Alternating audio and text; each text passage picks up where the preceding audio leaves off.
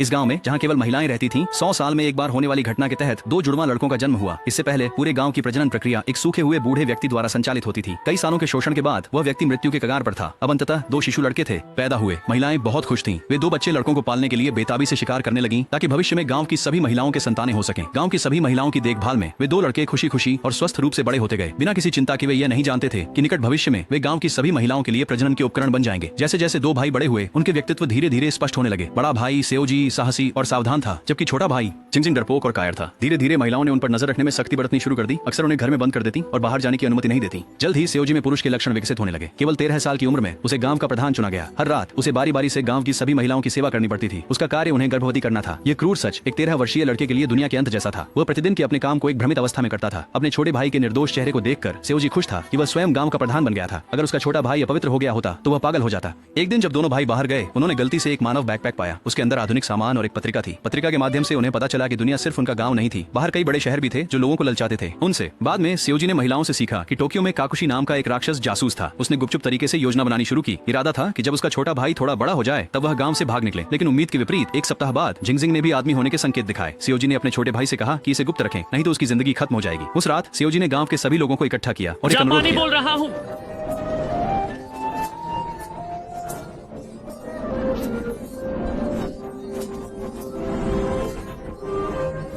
सेओजी की मृत्यु के लिए तैयार दृढ़ भाव का सामना करते हुए महिलाओं को समझौता करना पड़ा। आखिरकार कमजोर जिंगजिंग की तुलना में साहसी सेओजी की प्रजनन क्षमता अधिक मजबूत थी। इस तरह सेओजी ने सफलतापूर्वक अपने छोटे भाई को भेज दिया। वह खुश था, सोचते हुए कि उसका छोटा भाई शैतान से बच निकला। हालांकि एक दिन उसने गलती से सुन लिया कि गांव ने उसके छोटे भाई को पकड़ने के लिए लोगों को भेजा है और अब उसका छोटा भाई मर चुका है। जैसे ही ये खबर सुनकर सोजी तुरंत टूट गया। वह पागल की तरह रानी की ओर दौड़ा, लेकिन एक 13 वर्षीय बच्चा एक अनुभवी शिकारी के लिए कुछ नहीं कर सकता था। इस समय सोजी पूरी तरह से निराश था। चूंकि ऐसा था वे एक साथ नष्ट हो ही जाएं। अपने बदला लेने के लिए उसका छोटे भाई सोजी चोरी छिपे जनजाति के निषिद्ध क्षेत्र में गया। पता चला कि इस बर्फीले पहाड़ पर एक जीरो स्टोन था। ये इसी पत्थर की वजह से था कि जनजाति साल भर बर्फ और ठंड में ढकी रही और दुनिया से अलग हो गई। हालांकि सोजी को यह नहीं पता था कि पत्थर हटाने से क्या परिणाम होंगे, लेकिन छोटे भाई की मौत ने उसे पूरी तरह से पागल कर दिया था। बोल रहे हैं।